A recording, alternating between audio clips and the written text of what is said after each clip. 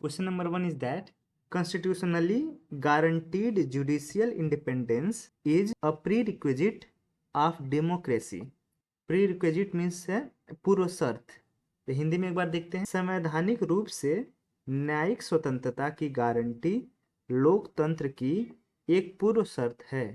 टिप्पणी कीजिए, कमेंट। तो ये जो वर्ड है कमेंट या डिस्कस, ये काफ़ी इंपॉर्टेंट होते हैं। तो अप्रोच अलग अलग होता है आंसर राइटिंग के टाइम। जब कमेंट अगर करने के लिए क्वेश्चन में देगा तो अलग अप्रोच रहता है, डिस्कस करने के लिए देता है तो अलग अप्रोच रहता है। तो ये था हमारा first question. Now second question देखते हैं। Who are entitled to receive free legal aid? Assess means आकलन कीजिए। Assess the role of national legal service authority in rendering free legal aid in India. Rendering में होता है प्रतिपादन। तो हमारा सेकंड क्वेश्चन था। नाउ थर्ड क्वेश्चन देखते हैं। The states in India seem reluctant to empower urban local bodies both functionally as well as financially. Comment. Reluctant means अनिच्छा। इसको एक बार हिंदी में भी देख लेते हैं। भारत के राज्य शहरी स्थानीय निकायों को कार्यात्मक एवं वित्तीय दोनों ही रूप से सशक्त बनाने के प्रति अनिच्छुक प्रतीत होते हैं। कमेंट कीजिए। तो ये हमारा थर्ड क्वेश्चन था। अब आइए देखते हैं fourth question. Fourth question is that compare and contrast the British and Indian approaches to parliamentary sovereignty. Hindi में देख लेते हैं।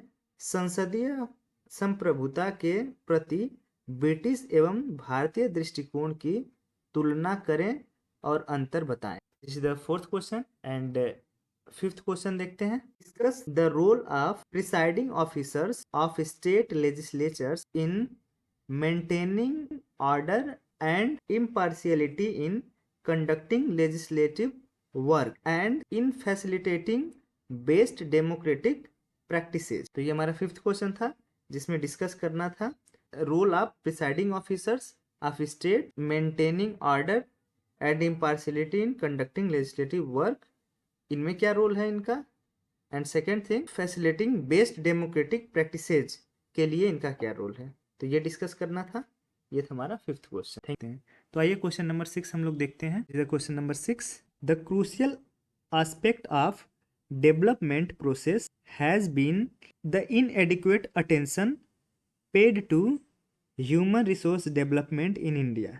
Suggest measures that can address this inadequacy. This is the question number 6। अब आइए क्वेश्चन नंबर 7 देखते हैं। The question number 7 is that discuss the role of Competition Commission of India in containing the abuse of dominant position by the multinational corporations in India. Refer to the recent decisions. This is the question number 7. Now question number 8 देखते हैं। 8th question is that e-governance as a critical tool of governance has assured means शुरुआत कर दिया है। Has assured in effectiveness transparency and accountability in government. What inadequacies hamper the enhancement of these features. तो ये हमारा 8th question था। Question number 9 देखते हैं। Question number 9 is that virus of conflict is affecting the functioning of the SCO। SCO means Shanghai cooperation organisation, जो कि 2001 में form हुआ था। And next part of this question is that in the light of the above statement point out the role of India in mitigating the problem. Mitigating means कम करना। Problem को कम करने के लिए आप इंडिया क्या रोल है इसको पॉइंट आउट करिए। This is the question number 9। अब क्वेश्चन नंबर 10 देखते हैं। Question number 10 is that Indian diaspora has scaled new height in the West. Diaspora means प्रवासी। Indian diaspora has scaled new heights in the West. Then describe its economic and political benefits for India.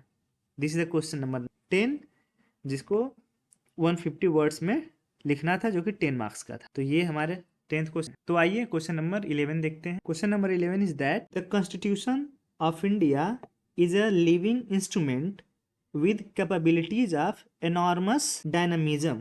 It is a constitution made for a progressive society illustrate with special reference to the expanding horizon of the right to life and personal liberty. This is the question number 11. अब question number 12 देखते हैं. Explain the constitutional perspective of gender justice with the help of relevant constitutional provisions and case laws. This is the question number 12. Question number 13 देखते हैं. Account for the legal and political factors responsible for the reduced frequency of using 356 by the Union government since mid 1990. Hindi में एक बार इसको देख लेते हैं.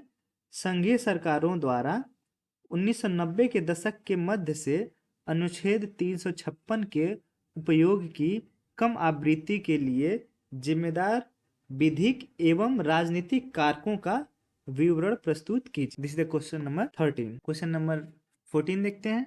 Discuss the contribution of civil societies group for women's effective and meaningful participation and representation in state legislature in India. This is the question number 14 and it's from the social justice of the syllabus. Now question number 15 देखते हैं. 15 is that explain the significance of 101st Constitutional Amendment Act. And next part of this question is that to what extent does it reflect the accommodative spirit of federalism? This is the question number 15. तो अब तक हम लोगों ने 15 question देख लिए.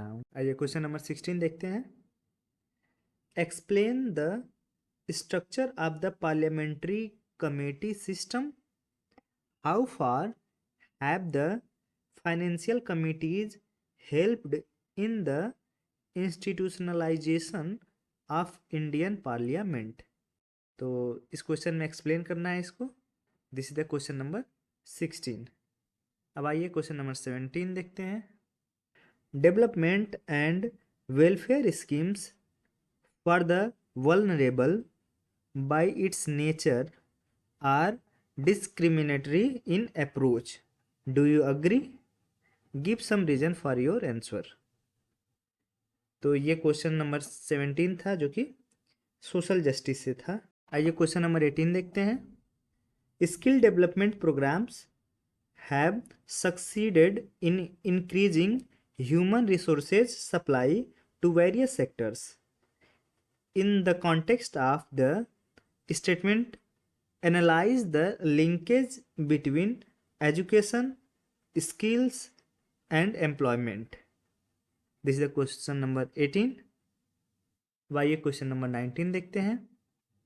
The expansion and strengthening of NATO and a stronger US Europe strategic partnership works well for India. What is your opinion about this statement? Give reasons and example to support your answer. This is the question number 19.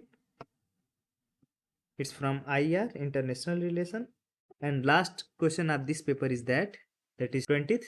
Sea is an important component of the cosmos. It's a statement. Discuss in the light of the above statement the role of the IMO, International Maritime Organization, in protecting environment and enhancing maritime safety and security. तो इसको discuss करना है. तो ये question number 20 था. And thank you for watching the video.